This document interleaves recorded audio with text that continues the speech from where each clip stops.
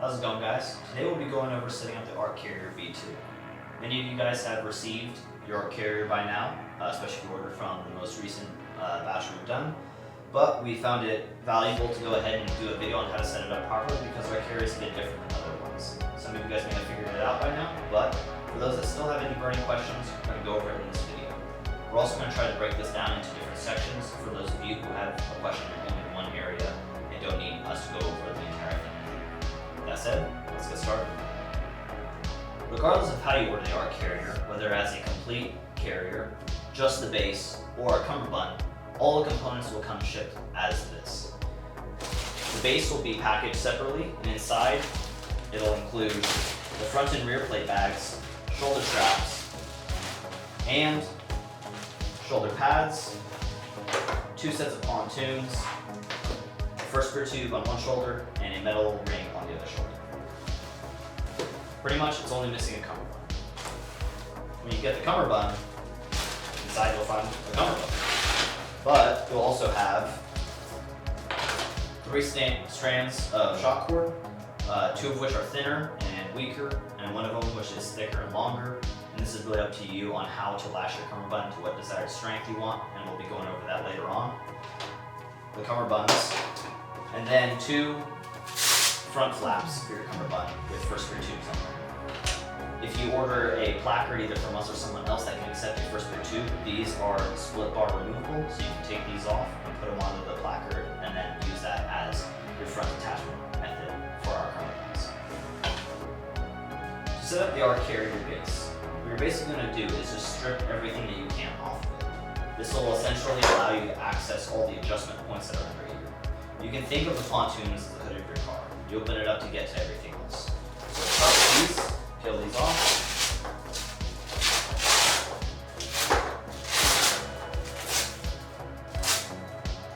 And open all of these up.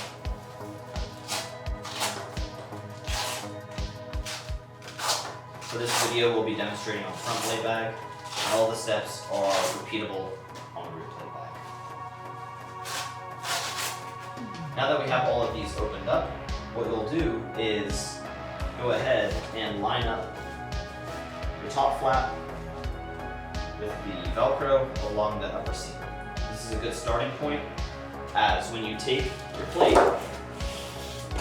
and insert it, depending on how large it is or its dimensions, it might end up determining how high your plate goes inside the plate bag. If for whatever reason this sticks out too much or too little, you'll go ahead and play with your top flap. Imagine that your top and bottom flap act as your height adjustment inside of your plate bag. Right here, that works out pretty good. It's a pretty good starting point. So from there, what we're going to do is we're just going to go ahead and lay down our straps now for our shoulders. The shoulders can be adjusted for length from the plate bag as well as angle departure, depending on how wide your shoulders are or your neck is. This is something for you to tinker around with and figure out what works best for you. We're going to start here, but after we get this set up, you're going to go ahead and try it on and see how you like it.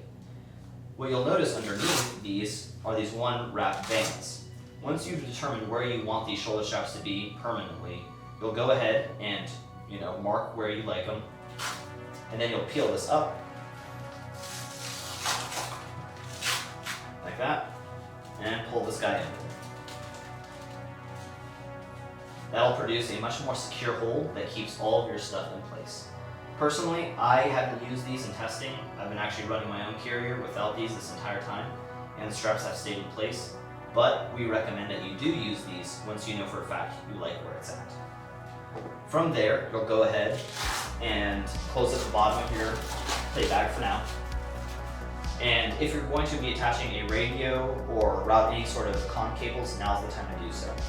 We're going to go ahead and demonstrate this with our ARC radio wing.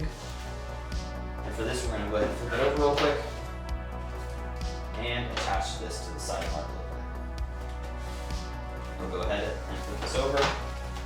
And this is important because you are going to take this cable and route it under these spider tabs. So these two don't interfere with the cable. We're going to go ahead and pull this material in tight. Same thing right here. You'll notice that there might be a little bit of slack in the side fabric. But here, we'll go under these two. And the benefit of the spider system is that you can retain comms cables against the side of the plate bag out of the way. We'll then go ahead and take this antenna and route it under the shoulder straps. This. Keep that all the way out of the way. You'll want to peel this back up real quick temporarily.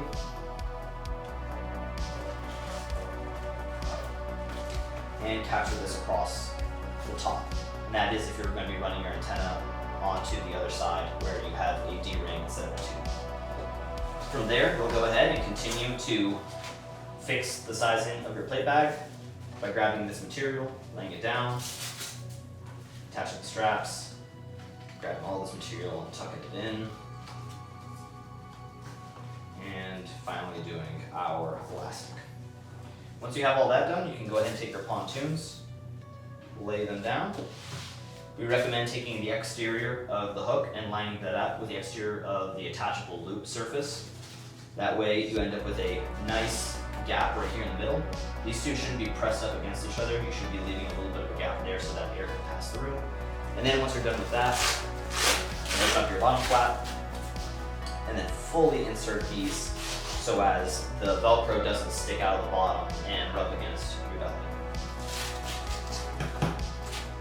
If you decide to be running some sort of hanger pouch, like our rain pouch, now would be the time to go ahead and insert that in there. So we'll go ahead and remove our flap. And it's best if you remove your plate from here. It might be a little tight now that you've taken your spider system and cinched it around the plate shape. But now would be a good time to go ahead and get this guy in here so we don't have to come back to this later. Once that's nice and in there, you can go ahead and insert your plate back in. Make sure it's fully in there. And close up your bottom. And that is how you set up the plate bag. Again, you're going to basically repeat these steps on your rear plate bag pretty much the exact same. Set up the ARC carrier shoulder straps. You'll go ahead and don the carrier. It should have your plates inside of it, and you don't have to worry about the cummerbund just yet if you haven't already installed it. You're going to go ahead and throw it over your head and see where the front and rear plates actually end up laying on you. Based off of where your plates should be laying on your body, you'll go ahead and note the discrepancy that might be there, and then we'll go ahead and make changes off of where it's actually at. Make sure you actually do this so that you know what changes you have to make rather than just guessing and then having to do it all over again. Now that you know where you need to make adjustments, we'll go to our shoulder straps and we're going to go ahead and just peel these pads off.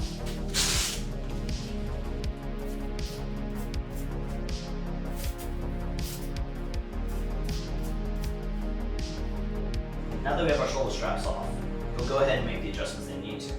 Now you'll note that there's a rear adjustment on these metal sliders, but there's also a front adjustment, as this does peel up and slide through whatever hardware you have. First, use the rear adjustment, and then you can switch to the front if you still need to make more adjustments. For us, this is a good setting, but if you needed to slide this, you would basically just pull this and pull more of this out, or you'd pull more of it in. Go ahead and correct this. And now that we know this is where we like it, you'll quickly pull these two apart and see if there's any deviation. You want these to be parallel to each other, as you don't want one side more wonky than the other. And something to think about is the space between the shoulder straps here and here is about an inch, whereas over here, it's barely an eighth of an inch. Understand that this strap is going to be a little shorter due to the hardware displacing the two straps. But now that we know this is where we want it, we'll take our ARC shoulder pads, and with the mesh side facing inward against the neck, we'll go ahead and get this under, and we'll go ahead and attach our one wrap straps to anchor this pad exactly where we want it to be, which is the center of the strap, where it'll actually make contact with your shoulders and traps, and then we can go ahead and close up this shoulder and then the flap. If you have anything going over your shoulders like this antenna, this is a great time to go ahead and anchor it down so it doesn't move on you. We're going to go ahead and anchor this on the exterior side, but we'll go ahead and put our anchors down first on this side. And and then capture the cable, the other side, the exterior. Lay down our flap and close this up. To set up a cummerbund on the ARC carrier plate bags, what you'll do is you'll go to your rear plate bag and you'll go ahead and remove the plate from it. If you're using a Velcro style cummerbund, all you gotta do is just slap it on. No need to remove the plate.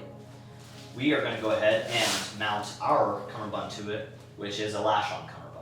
That'll also apply to a Spiritus cummerbund or a Cry Precision cummerbund as well. There's a number of other companies that also use shock cord to attach a cummerbund at the rear, and so this will effectively cover most all of them, with some exceptions, of course. Now here you'll notice that we have Velcro lining, but we also have these holes, and these holes are Tegris reinforced on the opposite side to make sure that the shock cord doesn't pull on the fabric too hard. You'll also notice that there are 3 ports on each side, and that is for the fingers to enter. If you're using a 3-band, you'd use all 3, but if you're using a 2-band, we'd recommend you use the last 2. If you're using some sort of 1-band cummerbund, like a strap, you could pick any of these, but it'd probably be best to use the bottom one. We're gonna go ahead and mount our cummerbund V2, and here you have the 3 lengths of shock cord that it comes with, 2 thinner ones and 1 larger one. The larger one has a bit more rigidity, or it's harder to pull on. So if you want a tighter fit that doesn't really leave much room to expand, you will use that one. And if you want your cummerbund to stretch with you much easier, you can use these 2. We're going to go ahead and use these 2 for now. What you'll do first is you'll take your cummerbund and route the bands through the ports at the bottom.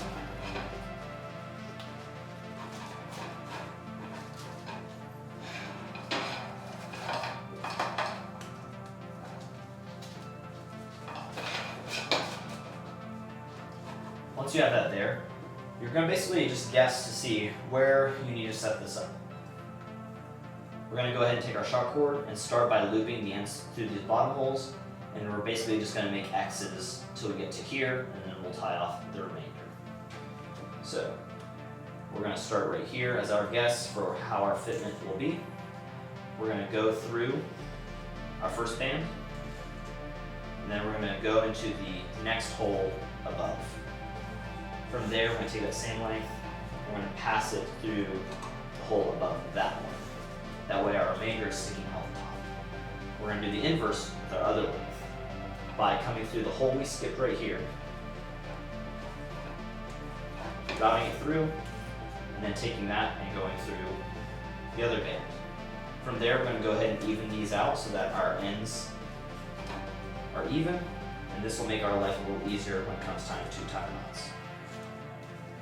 From there, you're going to take your 2 ends and make an overhand knot.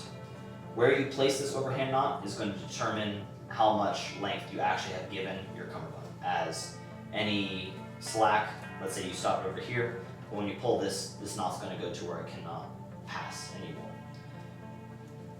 We're going to start right there, and we're going to repeat the same thing on the other side. So, go through the hole. Make sure it's the same distance from the center so that it's even. Go through your band, down, skip a hole and go down through the other one. And then go through the next one above. With this guy, go through the hole you skipped, that, through the band, and then tie a knot that has a similar length at the end. That way, both sides are equal.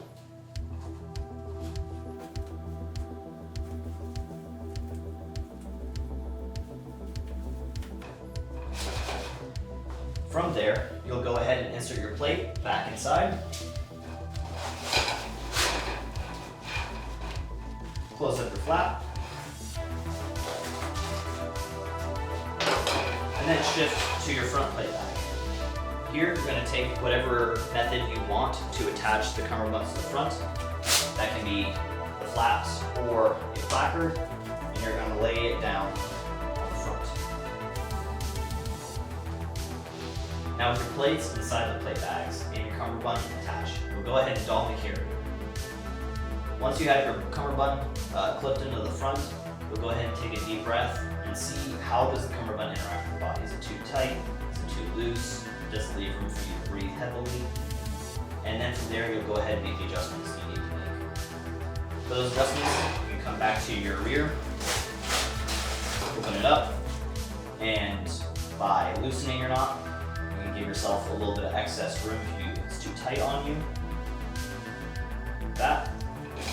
Or you can move your holes to the exterior. If it's too loose, you can move your holes to the interior if you still have room, or you can cinch down on your shock cord and bring that knot even closer. One other thing you can do is you have a lot of holes if you have a tubing at the top that aren't being used. You can take the other length of shock cord or any other pieces that you might want to conceal and have on hand on your carrier, and you can route them through these holes to have a field repairable solution on hand if needed. This can also be used for storing additional 550 cord, potentially IR patches if you want to keep them out of sight for a period of time. But really this is just a creative space for you to figure out what you want to do. If you're using some sort of proprietary or weird issue cummerbund, this gives you plenty of mounting space to also figure out what kind of lashing solution you want to do. This concludes setting up our carrier V2. Hopefully this helps you set up your carrier in a way that is comfortable and allows you to attach all the other items that you might want to. Hopefully this also answers any questions that you might have had when you first looked at this. If you already have a carrier, we hope that this video helps you dial in those settings. And if you just got yours, well, congratulations, you are now set up for success. That said, once you have it all set up, the last thing you gotta do is go out there and actually use it. And we wanna see that. And so please send us photos of your kit setup and you using it. You can shoot that over to our emails or to us on Instagram. If you have any questions still, go ahead and throw them in the comments of this video or email us at customerservice@shaw-concepts.com.